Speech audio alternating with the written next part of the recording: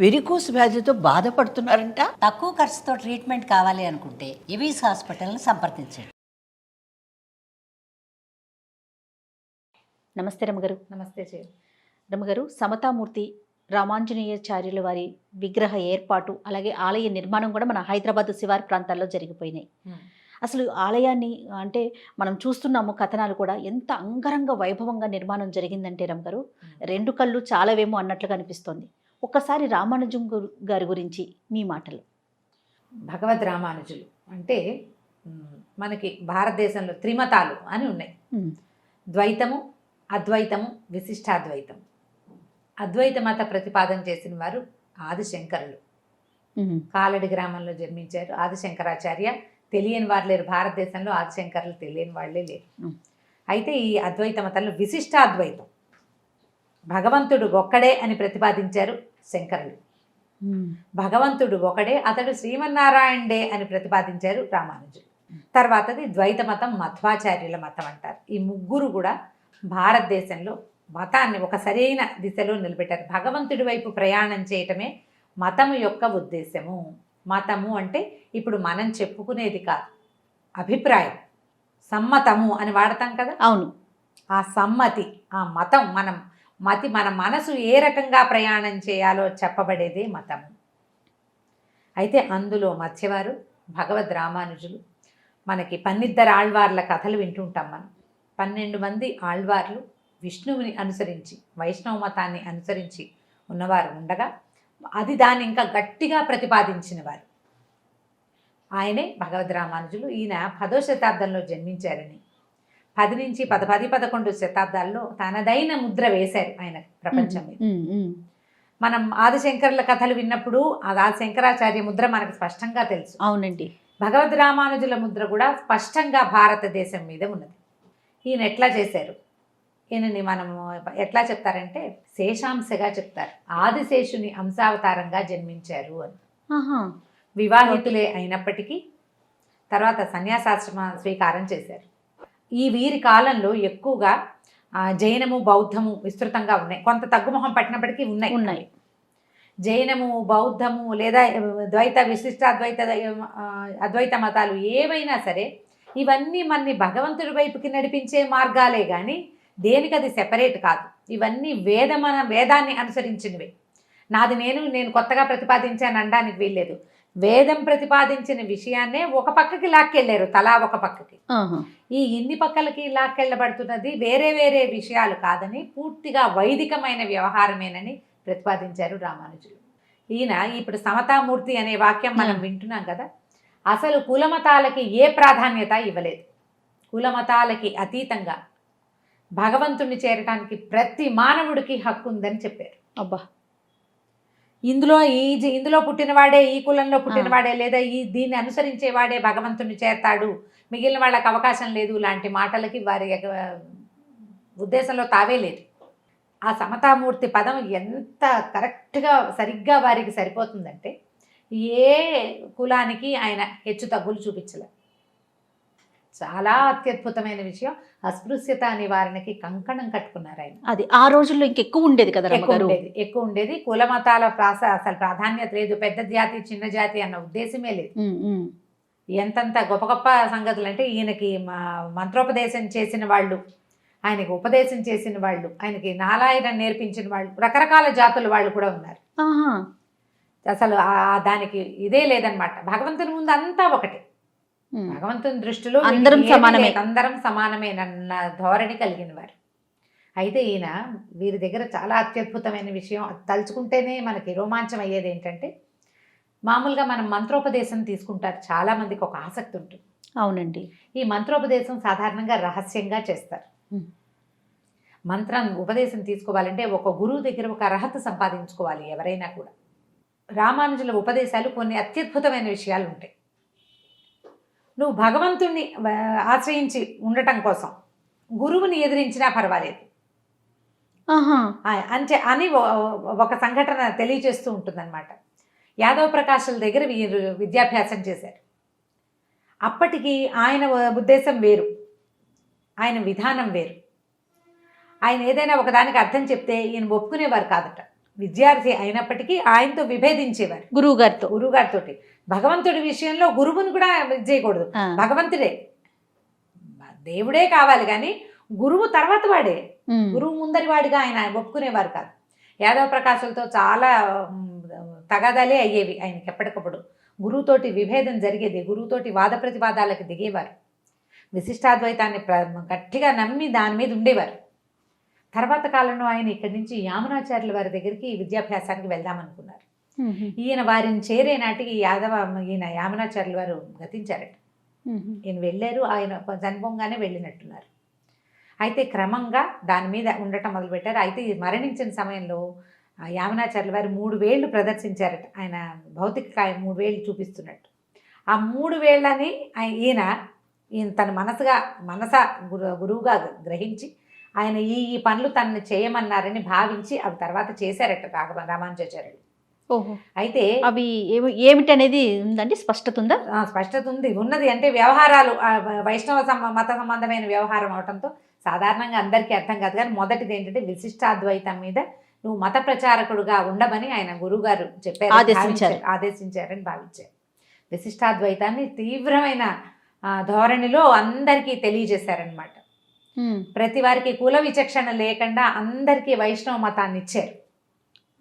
విష్ణువుని అనుసరించడానికి, విష్ణువే పరమదైవం అని భావించడానికి నీ కులంతో సంబంధం లేదు, ఎవరైనా పర్వాలేదని.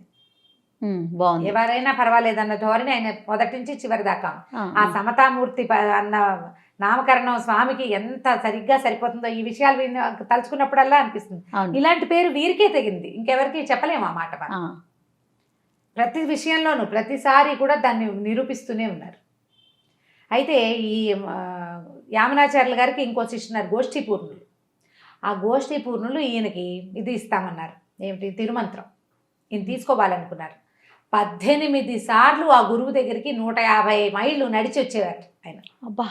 మొదటిసారి వచ్చినప్పుడు నువ్వు సంసారం మీద ఆసక్తి తగ్గించుకుని రా, ఒక నెల రోజులు ఉపవాసం చేసిరా, ఒక నెల రోజులు ఇది చేసిరా అంటే ప్రతి నెల 18 సార్లు తిరిగారట. మంత్రోపదేశం, తిరుమంత్రోపదేశం కోసం. తీరా ఆయన ఉపదేశం చేసేటప్పుడు ఉపదేశాన్ని ఏం చేశారు, భగవద్గీతలోని చరమ శ్లోకం, చివరి శ్లోకంకి అర్థము తిరుమంత్రము 2 అనుసంధానం చేసి చెప్పి ఎవ్వరికీ చెప్పద్దు. ఈ మంత్రం చెవిన చేస్తే చాలు వీళ్ళకి కైవల్యం సిద్ధిస్తుంది, ఎవరికైనా సరే ఈ రహస్యాన్ని వెల్లడి చేస్తే నీకు నరకం వస్తుంది అని చెప్పారు. చెప్పితే ఈయన ఇన్నిసార్లు తిరిగారు, ఇన్నిసార్లు తిరుగుతున్నారు, అవన్నీ అందరికీ తెలిసింది. వీరేమనుకున్నారంటే ఆ పూట అక్కడి నుంచి తిరిగి వస్తుంటే ఇంత అత్యద్భుతమైన మంత్రం ఇది, ఎవ్వరు చేస్తే వాళ్ళకి కైవల్యం, భగవత్ సామీప్యం లభిస్తుంది, మోక్షగాములు అవుతారు అందరూ కూడా. ఇది నేను రహస్యంగా ఒక్కడనే దీనిని అనుభవించటం ఏమిటి అని చెప్పి కోవెల గోపురం పైకెక్కేసి అక్కడి నుంచి ప్రజల్ని పిలిచారు. పిలిచి తిరుమంత్రం ఇది ఇట్లా చదివితే చాలు, ఈ మంత్రం అనుసంధానం చేస్తే మీ అందరికీ మోక్షం లభిస్తుంది అని చెప్పేసి తిరుమంత్రోపదేశం ఆ కోవెల గోపురం మీద నుంచి చెప్పేశారు. ప్రజలందరూ విన్నారు తిరుమంత్రాన్ని, అష్టాక్షరి మంత్రోపదేశం. నేను ఉపదేశిస్తున్నాను, మీరందరూ ఈ మంత్రం చేసుకోండి, చదువుకోండి, నిత్యము అనుసంధానం చేయండి, మీరందరికీ మోక్షం లభిస్తుంది చెప్పేశారు. గోష్ఠీ పూర్ణులకి చాలా కోపం వచ్చింది. అడిగారు, నువ్వు ఇలా ఎందుకు చేసావు, నువ్వు ఏదైనా ఒక చెడు వస్తే అది నా ఒక్కడికే రాని, ఈ మంత్రం వల్ల ప్రజలందరికీ మేలు జరుగుతుంది కదా. రామానుజులు మొదటి నుంచి చివరి దాకా నమ్మిన అత్యద్భుతమైన వాక్యం ఏంటంటే, వ్యక్తిహితం కంటే సమాజహితం చాలా గొప్పది. నాకు ఒక్కడికి మోక్షం రావటం ఏమిటి, నాకు తెలిసిన ఈ మాట అందరికీ చెప్తే అందరికీ మోక్షం వస్తుంది, ఏదైనా శిక్ష పడితే నాకు పడినాయి, నేను ఒక్కడిని అనుభవిస్తాను ఆ శిక్షని, ఏదొచ్చినా దానివల్ల అది ఆ శిక్ష నేను అనుభవిస్తాను, దీనివల్ల ప్రజలందరికీ మేలు జరిగేటట్లయితే ఇది చాలా మంచిది. సమాజహితం కోసం ఆయన ఎన్ని రకాల పనులు చేశారు అట్లాంటివి. మనము విశాల నేత్రాలు కథ చెప్పుకున్నాం ఒకసారి. అవునండి. ధనుర్దాసుకి అతనికి భగవద్ దర్శనం చేయించి, రంగనాథ స్వామి యొక్క విశాల నేత్రాలు దర్శనం చేయించి అతన్ని శ్రీ వైష్ణవుడిగా మార్చారు. ఇంకా భగవద్ రామానుజులు చేసిన అత్యద్భుతమైన చాలా ప్రస్థానత్రయం, చాలా రకరకాల విషయాలు చాలా ఉన్నాయి. రామానుజు చరిత్ర చదవగలిగినా తెలుసుకోగలిగినా చాలా విశేషంగా ఉంటుంది.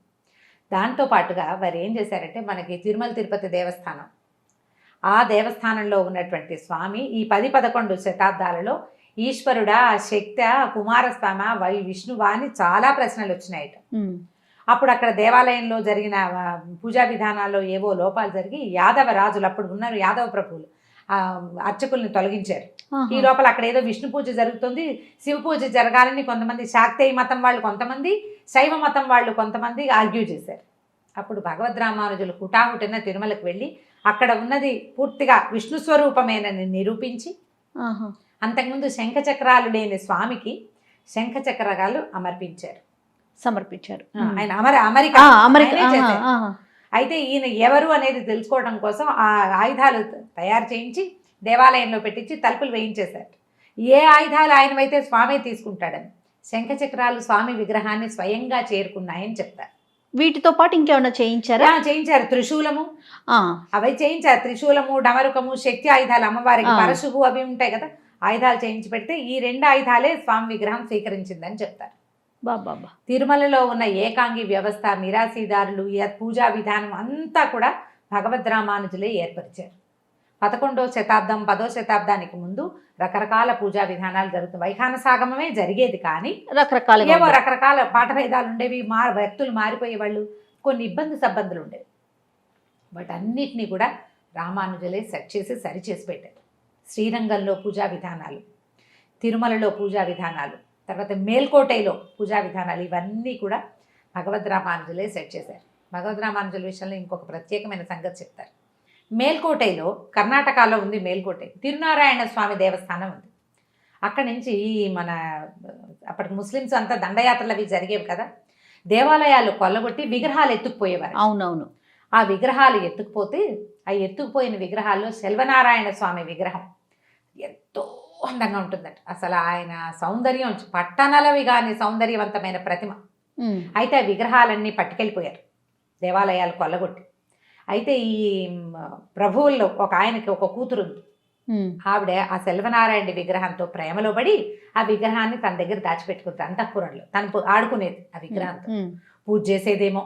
అయితే ఈయన ఢిల్లీ ప్రభువుని చూడ్డానికి వెళ్ళి, నాకు ఇట్లా స్వామి మేము పూజ చేసే విగ్రహం వారిని నాకు ఇప్పించమని అడిగితే ఆయన చూపించారు. ఇవన్నీ ఉన్నాయి, నీకు కావాల్సింది పట్టుకెళ్ళిపోమంటే పిలిచారట స్వామిని.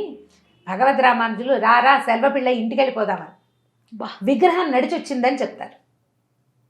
ఆ సెల్వనారాయణ స్వామి విగ్రహం పరిగెత్తుకుంటూ వచ్చి ఈయన భగవద్ రామానుజుల ఒళ్ళో కూర్చుందట విగ్రహమై. స్వామి అట్లా వచ్చి కూర్చున్నాడు అనమాట. బాలక రూపంలో సెల్వనారాయణుడు నడిచి వచ్చాడు అని చెప్తారు. ఆ విగ్రహాన్ని తీసుకొస్తే ఆ రాజుగారి అమ్మాయి, ఆ సుల్తాన్ కూతురు, ఆమె కూడా వెనకాల పడి వచ్చేసింది ఆ విగ్రహం కోసం. వీళ్ళు ఎంత ప్రయాణం, అప్పుడంతా నడకలే కదా, వీళ్ళ వెనకాల పడి ఆవిడ నడిచి వచ్చేస్తే ఆవిడకి బీబీ నాచియార్ అని ఇప్పటికీ కూడా ఆమె కూడా ఒక దేవస్థానం ఉంది మేల్కోటైలో అని చెప్తారు. కింద వైపు ఆమె విగ్రహం ఉంటుందట. ఆమె అక్కడే ఉండిపోయింది. అది ఆ స్వామి మీద ఉన్న ప్రీతితోటి. తిరునారాయణ స్వామి ఎంత బాగుంటాడంటే అసలు అది చూసి తీరాలన్నమాట. అంత సౌందర్యవంతమైన విగ్రహం. మనం తిరుమలలో స్వామి ఎంత మహాసౌందర్యవంతుడు అంటే స్వయం వ్యక్త స్వరూపం కదా. ఇది చిన్న స్వరూపంలో ఉన్న అదే ముఖం, పెద్ద తామర రేకులు లాంటి కళ్ళు, అసలు ఆ పెదిమలు, ఆ గండస్థలం ఇట్లా పైకి లేచినట్టు నవ్వుతుంటే మనకి చెంపలు పైకి లేస్తాయి కదా. ఎంత పరమాద్భుతమైన సౌందర్యవంతమైన విగ్రహం ఇది. ఈ తిరుమలలో ఏర్పరిచిన ఈ 2 ఇవి కూడా ఈ భగవద్ రామానుజులు భగవంతుడికి ఎంత దగ్గర వారు తెలియజేస్తాయి మనకి. ప్రతి వాళ్ళు కూడా భగవంతుడిని పూజించడానికి ప్రతి మానవుడికి అర్హత ఉంది. ప్రతి వాడు మోక్షాన్ని పొందడానికి అర్హుడే. దానికి ఎవ్వరూ అడ్డం లేదు. ఏ వ్యవస్థ దానికి అడ్డం రాకూడదు. ఎవ్వరూ దానికి అడ్డం కాదు. ఇప్పుడు మనిషి పుట్టిన ప్రతివాడు దేవుణ్ణి చేరవలసిందే. వాడి విధానంలో వాడు వెళ్తాడు. వాడికి ఎలా వెళ్ళినా ఇప్పుడు నీ కులం కాదని నీకు ఇది అర్హత లేదని అనడానికి వీలే లేదు. దానికి ఒప్పుకోకుండా చేయటం వల్లే వారు సమతామూర్తి అయ్యారు. ఇదే విధానంగా చేయాలి, ఇట్లాగే చేయాలి అన్నది లేనే లేదు. నీకు చాతొచ్చినట్టు చెయ్యి. మనం విష్ణు కథల్లో వింటూ ఉంటాం. తిరుమల కథల్లో కూడా మనం చెప్తాం. తొండమాన్ చక్రవర్తి బంగారు పద్మాలతో పూజ చేసేవాడు. మట్టితోటి పూజ చేశాడు కుమరదాసుడు అతను తిరువరత్తి నంబి. ఆ పువ్వులు కూడా భగవంతుడు స్వీకరించాడు. మట్టి పువ్వులను కూడా భగవంతుడు స్వీకరిస్తాడు. భగవంతుడికి మట్టికి బంగారానికి తేడా లేదు. అదంతా మనుషులకే ఆ తేడా. మనం ఎవరం? భగవంతుడు వీళ్ళకే లొంగుతాడని వీళ్ళ దగ్గరే ఉంటాడని చెప్పడానికి? మన అందరినీ కూడా భగవంతుడే కదా సృష్టించాడు. స్వామి ఒక్కడే నిరంతరుడు. ఆయనని చేరటానికి ప్రతి జీవికి అర్హత ఉంది, అవకాశం ఇవ్వాల్సింది. ఈ వాక్యాల వల్లే ఇప్పటికీ 10,000 సంవత్సరాల క్రితం వీరి బోధనలు విన్నా కూడా అప్పటి నుంచి కూడా ఆ బోధలు అట్లా నడుస్తూనే ఉన్నాయి. మతానుసరణ ఇది ఇలాగే చెయ్యాలి అన్న నియమం లేనే లేదు. అద్భుతమైన విషయాలు కదా రమ్మగారు, చాలా అద్భుతమైన విషయాలు. 1000 సంవత్సరాల తర్వాత మళ్ళీ వారిని ఈ విధంగా స్మరించుకునే అవకాశం భారతదేశంలో ప్రజలందరికీ లభించడం, అందులో మన తెలుగు రాష్ట్రాల్లో మన తెలంగాణ వేదిక కావటం ఒక చిన్న గ్రామంగా ఉండే ముచ్చింతలు ఇవాళ రేపు ఈ రోజున ప్రపంచ ప్రఖ్యాతి పొందే అవకాశాన్ని చేయటం, దానికి అవకాశం భగవద్ రామానుజుల వల్లే ఈ అవకాశం రావడం అనేది చాలా పరమాద్భుతమైన విషయం. దాంతోపాటుగా 108 దివ్య దేశాల దర్శనం కూడా ఇక్కడ మనకి ఏర్పాటు చేశారు. 108 దివ్య దేశాలు అంటే మనకి ప్రపంచవ్యాప్తంగా, మనకి దేశవ్యాప్తంగా ఎట్లా ఉన్నాయి? మనకి 18 శక్తిపీఠాలు, 12 జ్యోతిర్లింగాలు, తర్వాత ఏమో 5 పంచభూత మహాలింగాలు, తర్వాత పంచారామాలు లాగానే 108 దివ్య దేశాలు వైష్ణవ క్షేత్రాలు. ఇవి ఇందులో తిరుమల కూడా ఉంటుంది. దివ్యక్షేత్రాల్లో మన చుట్టుపక్కల ఉన్న దేవాలయాల్లో కూడా ఒక దివ్య దేశం కనపడుతూ ఉంటుంది. ఈ మొత్తం భారతదేశం అంతా ఉన్న 108 దివ్య దేశాలని ఒకే చోట మనకి స్వామి అర్చనకి అవకాశం, అంటే నమస్కరించుకోవడానికి, దర్శించుకోవడానికి, స్వామి యొక్క నామధేయాన్ని, ఏ ప్రాంతంలో స్వామి ఏ రకంగా పూజింపబడుతున్నాడు, ఏ నామధేయంతో, అది ప్రజలందరూ తెలుసుకునే అవకాశం ఇవ్వటం కూడా చాలా అత్యద్భుతమైన ఆలోచన. ఈ ఆలోచన చేసిన మహానుభావులు అందరూ కూడా ప్రాతస్మరణీయులు, పొద్దున్నే లేచి తలుచుకోవాలి వాళ్ళని. అయితే శ్రీ శ్రీ శ్రీ త్రిదండి చిన్నజీయర్ స్వామీజీ వల్ల వారి ఆధ్వర్యంలో జరగటం, పైగా ఈ సమారోహణం అంటే ఈ ఉద్ఘాటన కార్యక్రమం కూడా ఈ 2వ తారీఖు నుంచి 14వ తారీఖు దాకా కూడా మొత్తం హైదరాబాద్ రోడ్లన్నీ కూడా ఉచ్చింతల వైపే దారి తీయటము అనేది ఇప్పుడు ఈ కాలంలో పుట్టిన వాళ్ళందరూ చేసుకున్న అదృష్టంగా చెప్పుకోవాలి మనం. అయితే పైన మనకి రామానుజాచార్యుల వారు పద్మపీఠం మీద పద్మాసనంలో కూర్చుని ఉన్నటువంటి ప్రత్యేకమైన విగ్రహ రూపాలు మన ఫ్లైట్లో దిగుతున్నా కూడా కనపడుతుంది. చాలా విశాలంగా పరమాద్భుతంగా ఉన్నాం.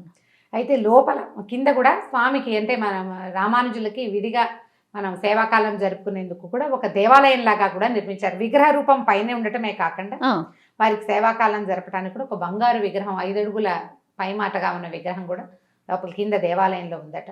అయితే ఈయన ఎలా చెప్పాలంటే మార్గదర్శి. ఈ మార్గంలో వెళ్ళండి, ఇలా వెళ్తే నువ్వు భగవంతుణ్ణి చేరతావు అని ఒక దీపిక పట్టుకుని ముందు నడిచిన వ్యక్తి, గురువు, అంతే, మార్గదర్శి.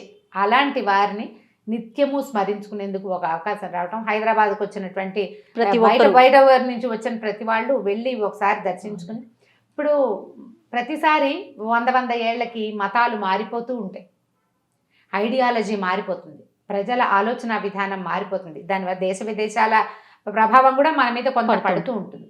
కానీ మనకి ముందు నుంచి ఉన్నటువంటి కొన్ని పద్ధతులు అవి కూడా మన మీద ఉంటున్నాడు, వాటి నీడ, వాటి ఛాయలోనే మనం నడుస్తూ ఉంటాం. అప్పుడప్పుడు ఒక్కసారి ఒక టార్చ్ లైట్ లాంటిది ఏదైనా వేసి ఆ పైన ఉన్న ఛాయని విశాలపరిచి మనం చూసుకోగలిగితే అప్పుడు మనం ఏ పక్కదోవ పట్టకుండా సరిగ్గా ఆ నీడనే మనం నడవగలుగుతాం, అవకాశం ఉంటుంది. ఆ నడిచే అవకాశము మనకి ఏంటంటే ప్రవచనకర్తల ద్వారా, సన్మార్గ ప్రదర్శకుల ద్వారా, మార్గదర్శుల ద్వారా, వీళ్ళు ఎవరో ఒకళ్ళు మనం అప్పుడప్పుడు తప్పిపోతూ ఉంటాం. అది కాదు, ఇది మన దారి, ఇది ఇలా వెళ్ళాలి అని, ఇలా వెళ్ళాలి, భారతీయులు ఈ రకంగా నడవాలి అని మధ్య మధ్యలో మనని సరిచేస్తూ ఉంటారు. అప్పుడప్పుడు మనం తప్పటడుగులు వేసేస్తూ ఉంటాం అందులో. అవును. కానీ ఎప్పుడైనా ఒకసారి ఇట్లా ఇంత పెద్ద కరదీపిక పట్టుకుని మన ముందు నడిచిన స్వామిని మళ్ళీ మనం ఇంకొకసారి దర్శించుకునేందుకు, తెలుసుకునేందుకు, వారిని గురించి పూర్తి చరిత్ర అవి మనం అర్థం చేసుకునేందుకు మంచి అవకాశం ఇది. భారతీయులందరూ కూడా గర్వపడదగినటువంటి అత్యద్భుతమైన క్షేత్రం హైదరాబాద్లోనే ఏర్పాటు అవ్వటం, మనకి బాగా సమీపంలో ఉండటం నిజంగా మనం చేసుకున్న అదృష్టమే. అంతే రమ్మగారు, ఖచ్చితంగా తప్పకుండా వీలు వెంబడి కొంత ఈ హడావుడి తగ్గిపోయినాక ప్రత్యక్షంగా వెళ్ళి దర్శించుకుందాం రమ్మగారు. నమస్తే. నమస్తే.